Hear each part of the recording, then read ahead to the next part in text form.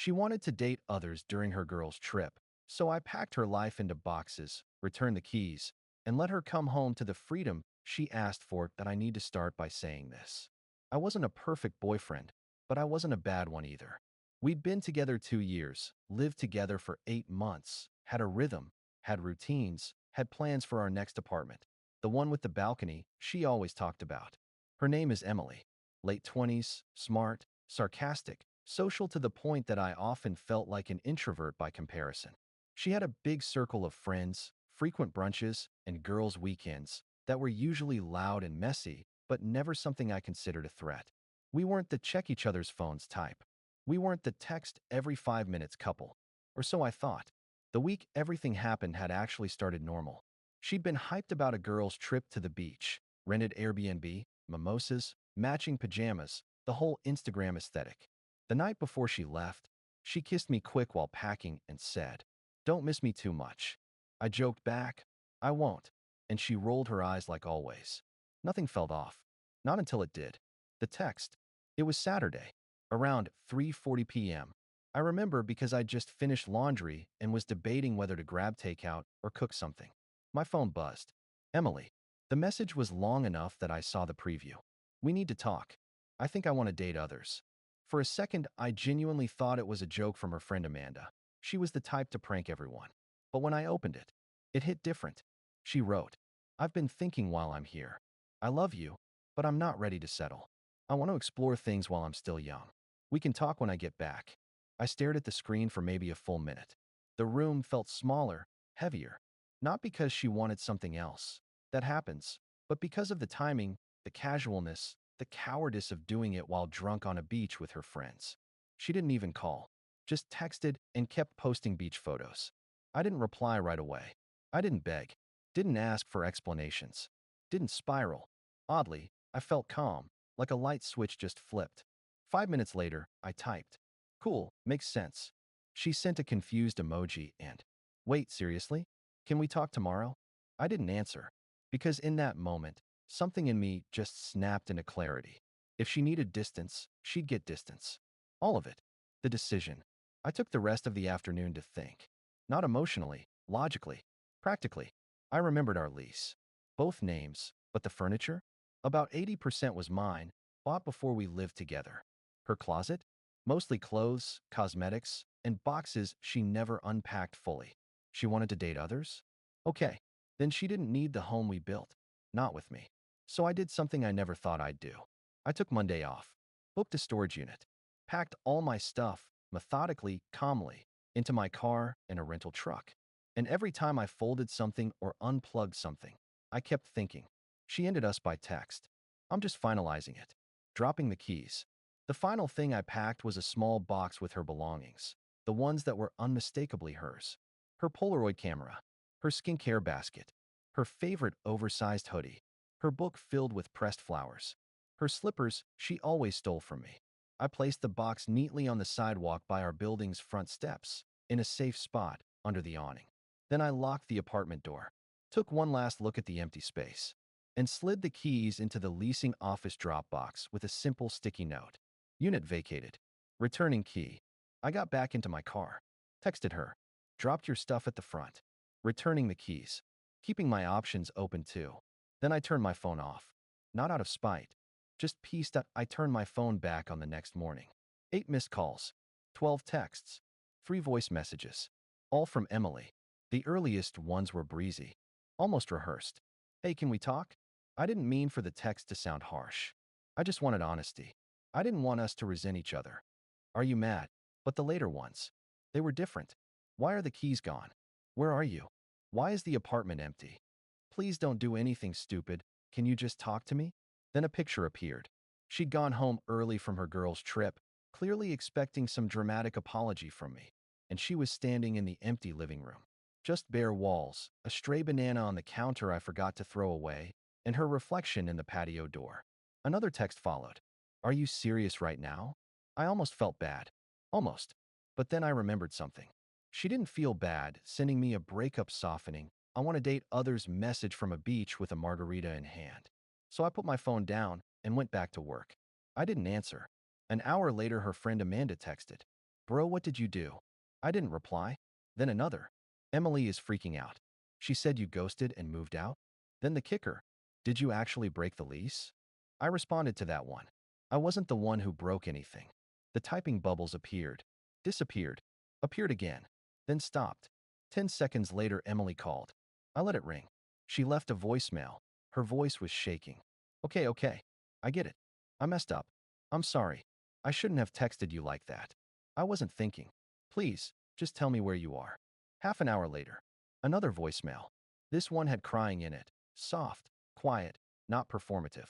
The kind she tried to hide. Can you please stop ignoring me? I feel sick. I don't want to lose you. I don't want to date anyone else. Not really. I was just scared. Everyone here talks about staying single, and I messed up. Her friend group was a small cult of impulsive decision makers. They love chaos. She absorbed their noise sometimes. And I enabled it. Because I loved her. Because she was good beneath all the impulsiveness. Because I thought we were building something that could last. But now she wanted me back because she'd lost control, not because she'd found clarity. I didn't answer. That night, she sent one more text. I'm going to your brother's. If you're there, please talk to me. I was not at my brother's. I was in my new temporary room at the extended stay hotel by my job, eating takeout and watching a documentary, trying to feel something other than exhaustion. My brother texted me. She came. I didn't let her in. You're good. I thanked him. When I finally put my phone down, I realized my hands weren't shaking anymore. My chest wasn't tight. I wasn't replaying every conversation, every memory, every fear. The silence didn't hurt. It felt clean. I slept better that night than I had in months. Update.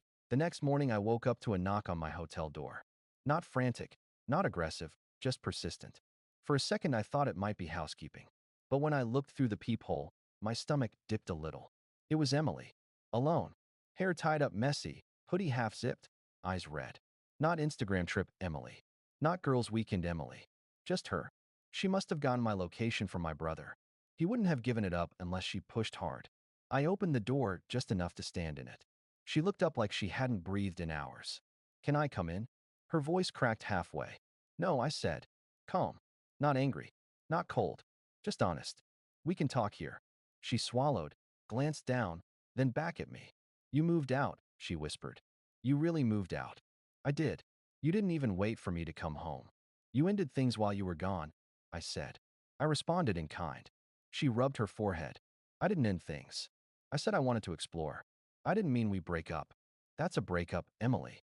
No, it's not, she shot back. Voice rising. People take breaks. People talk through things. People don't just vanish. I didn't vanish. I packed my stuff. I returned the keys. I told you I was keeping my options open too. I paused. You just didn't believe me. She stared at me like she was searching for the old version of me.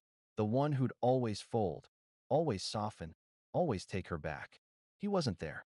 You blindsided me, she said, quieter now. You blindsided me, I answered. A long silence followed. Cars passed in the parking lot behind her. Somewhere down the hall, someone slammed a door. Then she said it, the thing she'd clearly been holding in like a last card. I didn't do anything with anyone. I swear. It was just talk. Just stupid talk with the girls. They were all saying how they wished they'd dated more before settling, and I got in my head. But I didn't cheat. I didn't even flirt. I just thought. She stopped. What? I asked softly. That you'd wait for me to figure it out. I nodded. Not mocking, just understanding exactly what she meant. You thought you could test the boundary, see how far it stretched, and it wouldn't snap. She blinked hard, but tears still slid out. I didn't think you'd leave. You're not the leaving type. That was the mistake, I said. She covered her face with both hands, but kept talking through them. I'm sorry. Okay. I'm really sorry. I don't want to date other people. I want you. I love you.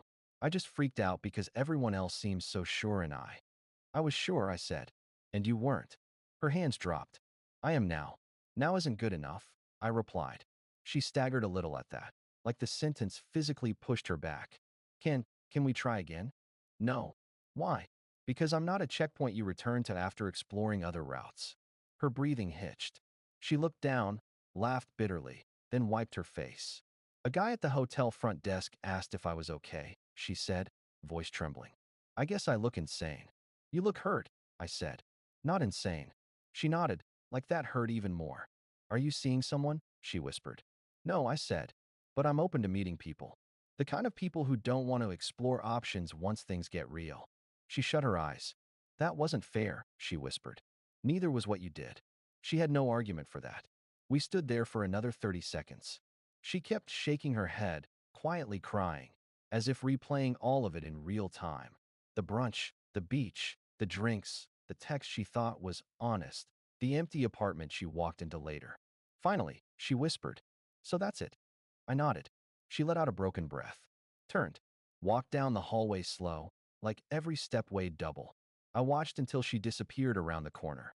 And when the elevator dinged, I finally closed the door. I sat on the edge of the bed afterwards. For the first time, the sadness hit. Not regret, not doubt, just grief for something that could have been good if she'd respected it the way I had. But even through the sadness, the clarity stayed. I didn't end it to punish her. I ended it because she'd already left. She just assumed I'd wait at the door. Final update. A week passed. No drama. No more knocks on hotel doors. Just silence. The kind that usually means the story is over, even if no one said the final line out loud. I moved into a small one-bedroom near the river. Nothing fancy, but it felt like mine. My coffee mugs, my clothes in the closet, my keys on the counter. No, we need to talk. No anxiety when her phone buzzed. No guessing games about where her head was. Just peace. I started going to the gym after work again. Started cooking actual meals instead of whatever was fast. Started remembering what it felt like to belong to myself. Then one night, around 11:40 p.m., my phone lit up. Her name. Of course. I stared at it for a moment before opening it. I miss you. I'm sorry. I hate how things ended. No novel this time. No explanation. Just the simplest, rawest version of what she felt. I thought about ignoring it, but I didn't want the story to end on a cliffhanger or an open wound. So I typed, I miss who we were, not what we became. I hope you find what you were looking for. And that was it. No anger. No blame. Just truth. 3 dots appeared. She was typing. Then they vanished. Came back. Vanished again.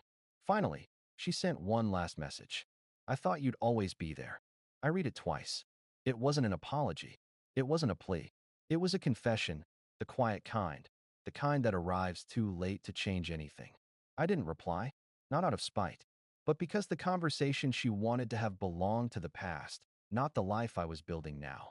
I set my phone down, stepped out onto the balcony, and let the cold night air wash over me. Some endings come with explosions. Some come with shouting or betrayal or slamming doors. Ours came softly, with a text message sent too late, and the understanding that we'd both finally let go. In the quiet, I felt something unexpected. Relief. Not because she was gone, but because I wasn't waiting anymore. And for the first time in a long time, the future didn't feel like a threat. It felt like a beginning.